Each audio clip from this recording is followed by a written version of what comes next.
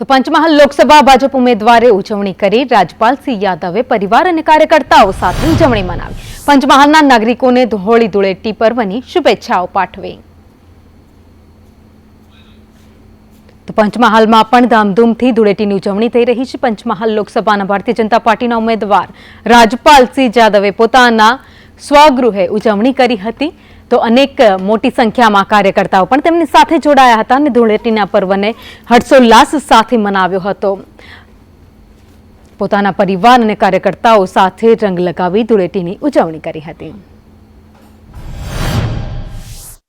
સમગ્ર રાષ્ટ્ર આજે રંગોત્સવની ઉત્સાહભેર ઉજવણી કરી રહ્યું છે, ત્યારે 18 પંચમહાલના તમામ નાગરિકોને વંદન કરી શુભકામનાઓ પાઠવું છું। રાજપાલસિંહ યાદવ, ભારતીય જનતા પાર્ટી, 18 પંચમહાલ લોકસભાના ઉમેદવાર।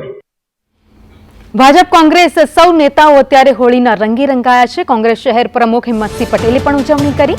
કોંગ્રેસ કાર્યકર્તાઓ સાથે નિવાસસ્થાને પર્વ મનાવ્યો હતો।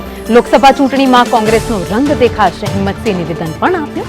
કોંગ્રેસ જો ટિકિટ આપશે તો ચૂંટણી લડીશ। અમદાવાદ પૂર્વ બેઠક પર ચૂંટણી લડવાની પણ તેમણે તૈયારી દર્શાવી છે।